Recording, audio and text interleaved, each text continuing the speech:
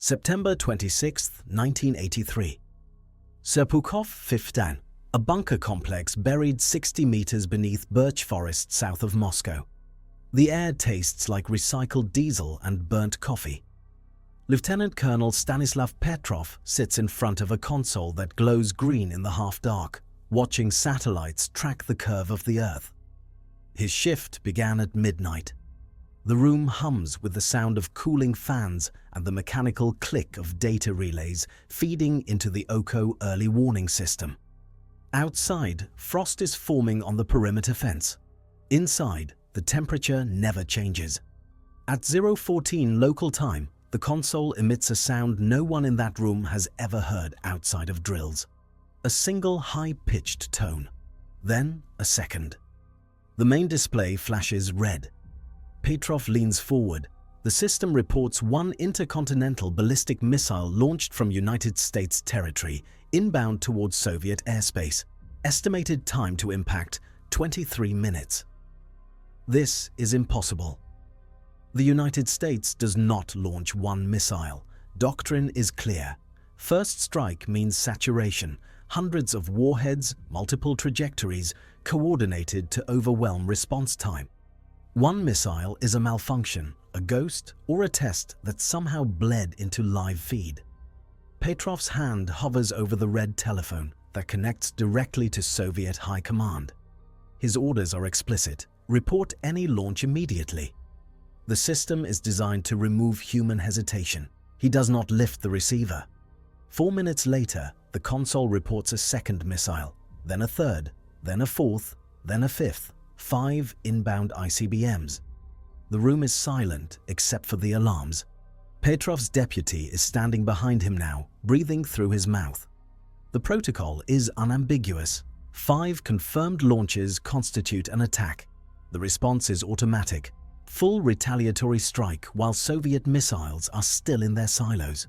The red telephone is ringing. Petrov does not answer it. In Washington, 3 weeks earlier, a different room. The National Security Council is reviewing updated intelligence on Soviet early warning capabilities. A deputy director from the Defense Intelligence Agency is presenting. He describes the OCO satellite network as rudimentary at best, explains that Soviet sensor technology lags American equivalents by at least a generation, calls their false alarm rate a standing joke. There is laughter. Someone makes a comment about Moscow's reliance on 1950s transistors and wishful thinking. The briefing moves on. No one in that room considers the possibility that Soviet officers might one day choose not to believe their own systems. The assumption is that automation removes doubt. The assumption is that the system is the decision. The assumption is wrong. Before we go further, if you want to understand how close we came to the end, how a single shift officer with no authority and no backup held the line between civilization and ash, stay with this.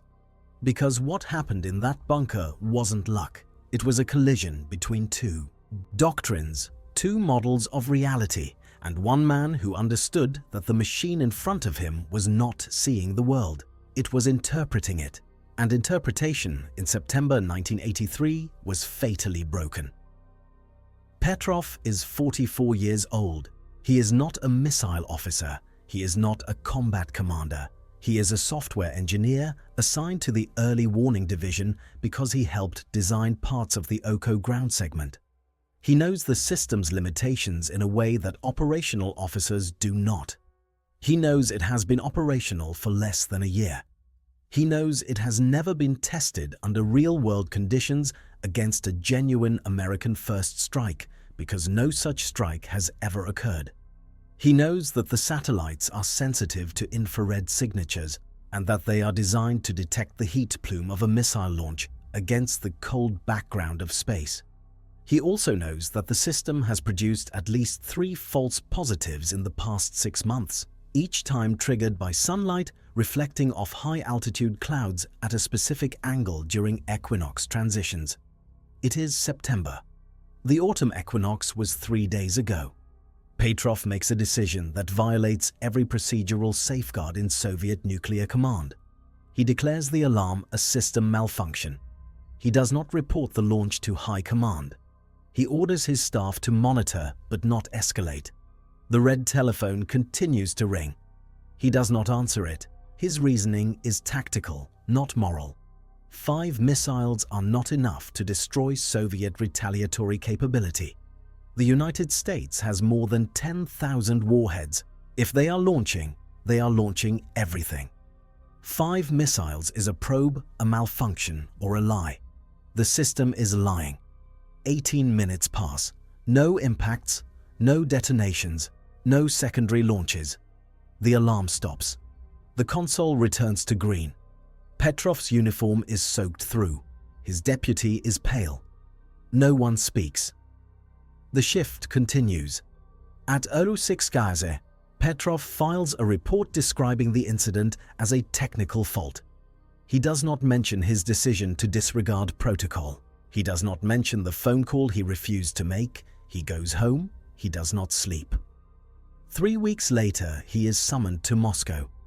The investigation is not public.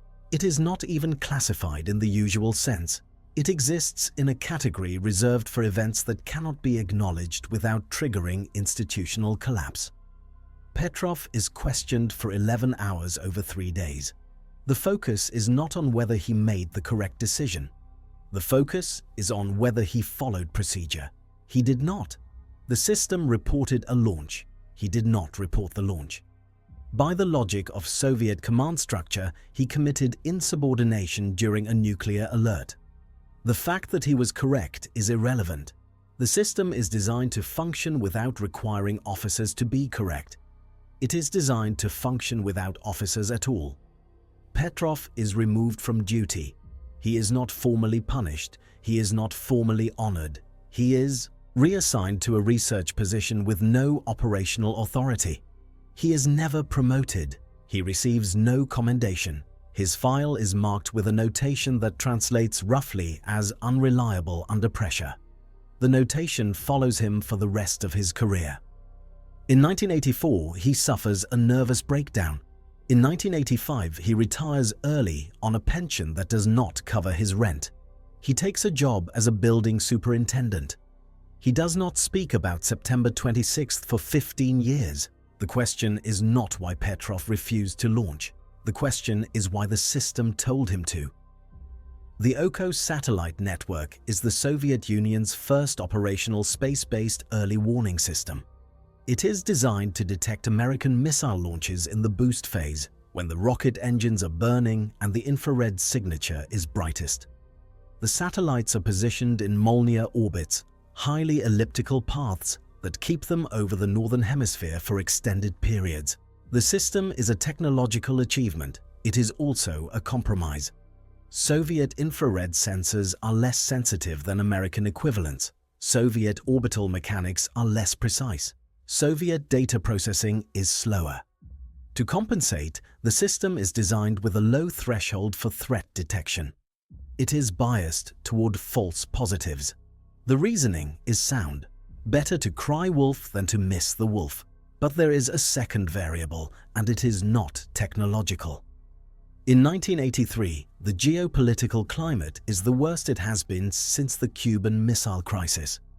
In March, Ronald Reagan announces the Strategic Defense Initiative, which Soviet leadership interprets as preparation for a first strike capability. In August, Korean Airlines Flight 007 strays into Soviet airspace and is shot down, killing all 269 passengers. The United States responds with sanctions and military exercises. In November, NATO will conduct Able Archer 83, a command post exercise simulating nuclear release procedures so realistic that Soviet intelligence believes it may be cover for an actual attack. The KGB sends a flash cable to all resident Turas, warning of imminent American aggression. Soviet strategic forces are on heightened alert. The margin for error is gone. Petrov is sitting in that margin. The infrared sensors on OKO satellites are designed to distinguish between missile plumes and natural phenomena. They do this by analyzing the duration, intensity, and trajectory of the heat source. A missile burns for 3 to 5 minutes. Sunlight reflecting off clouds lasts seconds. The algorithm is simple. It is also wrong. On September 26th, the satellites are passing over the United States during a period when the sun is low on the horizon. The angle of reflection of high-altitude cirrus clouds creates a heat signature that matches the profile of a missile launch. The duration is wrong, the intensity is wrong, the trajectory is wrong, but the system is not designed to weight those variables. It is designed to detect a match. It detects 5 matches. The system is functioning exactly as intended. The system is also hallucinating. Petrov knows this because he has seen the raw data. He has debugged the software. He has argued with the designers about the threshold settings. He knows that the satellites cannot distinguish between a missile and a sufficiently bright cloud under specific lighting conditions. He knows that the ground-based radar network, older, slower, but more reliable, has detected nothing. He knows that the United States does not launch 5 missiles. He knows that the system is new, undertrained, and hypersensitive. He knows all of this in the first 30 seconds. He also knows that if he is wrong, he has just allowed a nuclear first strike to proceed unopposed. He is not wrong. At 09:00 Moscow time, Soviet ground-based radars confirm no inbound missiles. The infrared anomaly is traced to satellite sensor error caused by solar reflection. The OCO system is taken offline for recalibration. The incident is classified. Petrov is told to write a technical report. He is told not to discuss the event with anyone outside the chain of command. He is told that his decision will be reviewed. The review takes 6 months. The conclusion is that Petrov acted outside his authority. The conclusion is also that he prevented a possible nuclear exchange. These 2 facts are not reconciled. They are filed separately. In 1998, a Russian general mentions the incident in a memoir. In 2004, Petrov is interviewed by a documentary crew. He describes the event in flat, technical language. He does not claim to have saved the world. He says he was doing his job. He says the system was not ready. He says he got lucky. The interviewer asks if he was afraid. Petrov says he was not afraid of the missiles. He was afraid of the phone call. He was afraid of being the man who reported a launch that did not happen. He was afraid of being the man who did not report a launch that did happen. He was afraid of the choice. He made the choice anyway. The mathematics of nuclear deterrence are clean. 2 superpowers, each capable of destroying the other, each rational enough to avoid mutual destruction. The system is stable as long as both sides believe the other will retaliate. The system is stable as long as both sides trust their early warning networks. The system is stable as long as no one has to choose between the machine and their judgment. On September 26, 1983, the system was not stable. It was balanced on a software glitch, a satellite malfunction, and one man who understood that the numbers on his screen were not reality. They were a model of reality, and the model was broken. Petrov did not refuse to launch the nukes. He refused to believe the system that told him the nukes were already in the air. There is a difference. The Soviet Union does not have the equivalent to the American 2-man rule for nuclear launch authority. In the United States, no single officer can authorize a strike. In the Soviet system, early warning officers are expected to report launches immediately, but they are not expected to verify them independently. Verification is the system's job. The human is a relay. Petrov breaks this model. He inserts his own judgment into a process designed to exclude judgment. He does this because he is an engineer, not a soldier. He does this because he knows the system is fallible. He does this because he is the only person in that room who has read the source code. The ghost effect is total. The United States does not know that Soviet early warning systems have detected a phantom launch. The United States does not know that Soviet command is waiting for a report that never comes. The United States does not know that Petrov exists. The Soviet Union does not know that its sensors are hallucinating. The Soviet Union does not know that its doctrine has just failed. Both sides are blind. The only person who can see is the person who refuses to look at the screen. Petrov dies in 2017 at the age of 77. He is living in a small apartment outside Moscow. He is on a pension of $200 a month. He has received several international awards, including the World Citizen Award and the Dresden Peace Prize. The Russian government has never formally acknowledged his actions. His obituary in Rossiyskaya Gazeta is 4 sentences long. It does not mention September 26th. It does not mention Serpukhov 15. It does not mention the decision. The decision is this: when the system and the world disagree, trust the world. The United States learns of the incident in the 1990s, after the Soviet Union collapses and files are opened. The initial reaction in Washington is disbelief, then confusion, then a slow, cold realization. The assumption that Soviet early warning systems were robust enough to prevent accidental escalation was wrong. The assumption that automation made nuclear command safer was wrong. The assumption that the other side would behave rationally within the framework of their own doctrine was wrong. The framework was broken. It had been broken for years. No one noticed because the break was invisible until it mattered.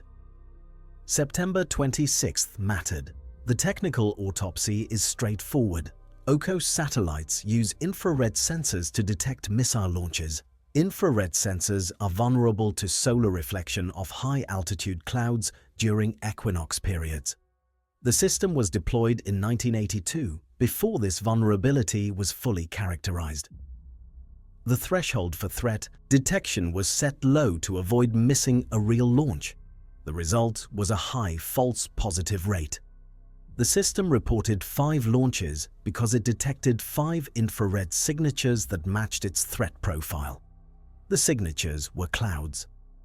The system did not know this. The system could not know this. The system was doing exactly what it was designed to do. The human autopsy is harder.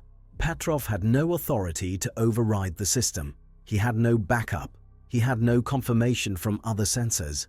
He had 23 minutes to decide whether to trust a machine or his own reasoning. He chose reasoning. The reasoning was, 5 missiles is not a first strike. A first strike is total. The United States has 10,000 warheads. If they are launching all of them. 5 is a mistake. 5 is a test. 5 is a lie. He was correct. He was also insubordinate. Soviet doctrine does not reward insubordination, even when it prevents nuclear war. Soviet doctrine rewards compliance. Petrov was not compliant. He was removed. The philosophical question is whether the system failed or succeeded. The system detected a threat. The system reported the threat. The system did not launch in response to the threat. The system relied on a human to interpret the threat.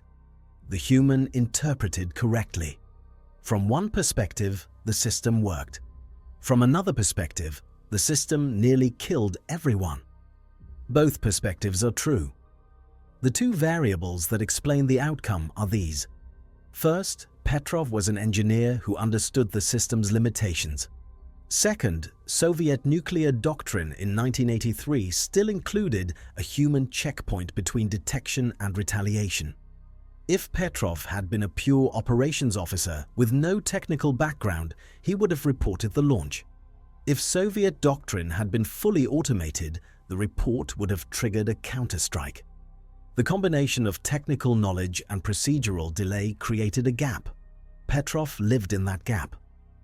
The gap closed in 1985 when the Soviet Union began deploying the perimeter system, known in the West as Dead Hand. Perimeter is designed to ensure retaliation even if Soviet leadership is destroyed in a first strike. It is fully automated. It does not require human authorization. It monitors seismic sensors, radiation detectors, and communication networks. If it detects a nuclear attack and cannot reach Soviet command, it launches everything. There is no Petrov in perimeter. There is no gap. The system is still active. In 2013, Petrov is invited to the United Nations. He is introduced as the man who saved the world. He is asked to speak. He stands at the podium for 30 seconds without saying anything. Then he says, "I was just in the right place at the right time. I did my job. That is all." He sits down. The audience applauds. He does not smile. Later, in an interview, he is asked if he thinks the world is safer now. He says, "No, the systems are faster. The humans are slower. That is not safer." He is correct. The killer statistic is this. Between 1977 and 1983, the United States and Soviet Union experienced at least 9 major false alarms in their early warning systems. In 1979, a training tape simulating a Soviet first strike was accidentally loaded into NORAD's live system, triggering a full alert. In 1980, a faulty computer chip caused NORAD to report 200 incoming Soviet missiles. In 1983, Petrov's incident. In each case, human operators identified the error before retaliation was authorized. In each case, the system was seconds or minutes from automatic response. In each case, the system was working as designed. 9 times, the system nearly ended the world. 9 times, a human stopped it. The ratio is 9 to 0. 9 false alarms, 0 actual attacks. The system designed to prevent nuclear war nearly caused nuclear war 9 times in 6 years. The system was not broken. The system was the problem. Petrov understood this. He understood that the machine in front of him was not a window into reality. It was a model, and models are wrong. The question is whether they are wrong in ways that matter. On September 26th, the model was wrong in a way that mattered more than anything in human history. Petrov knew this because he had built part of the model. He knew where the edges were. He knew what it could not see. He chose to see for it. Return to that briefing room in Washington 3 weeks before. The laughter, the dismissal, the assumption that Soviet systems are too primitive to matter, that Soviet officers are too rigid to think, that the gap between American and Soviet technology is so wide that the Soviets are not a peer threat. They are a managed risk. The assumption is that we are fighting metal and math. The assumption is that the other side is predictable. Petrov was not predictable. Petrov was not rigid. Petrov was a human being with incomplete information and 23 minutes to decide whether to trust a machine that had never been tested under real-world conditions. He decided not to trust it. That decision is why you are reading this. That decision is why anyone is reading anything. The arrogance in that briefing room was not about technology. It was about assumptions. The assumption that systems are reliable. The assumption that automation is safer than judgment. The assumption that the other side will behave according to doctrine. Petrov destroyed all 3 assumptions. He destroyed them by refusing to follow doctrine. He destroyed them by trusting his judgment over the system. He destroyed them by being unreliable in exactly the right way. The lesson is not that humans are better than machines. The lesson is that machines are tools, and tools do what they are designed to do, even when what they are designed to do is wrong. The lesson is that the system is only as good as the gap between detection and response. The lesson is that the gap is where we live. Petrov lived in the gap. He held it open for 23 minutes. Then he closed it. The world continued. September 26, 1983, Serpukhov 15. The console glows green. The alarms are silent. Petrov is sitting in front of the screen watching satellites track the curve of the Earth. His shift ends at 08 Jare. He writes his report. He does not mention the phone call. He does not mention the choice. He goes home. The system resets. The satellites continue their orbit. The sun rises over the birch forest. Frost melts on the perimeter fence. Inside the bunker, the temperature never changes. The sound of the cooling fans. the mechanical click of data relays, the hum of a machine that does not know it is wrong, and one man who did.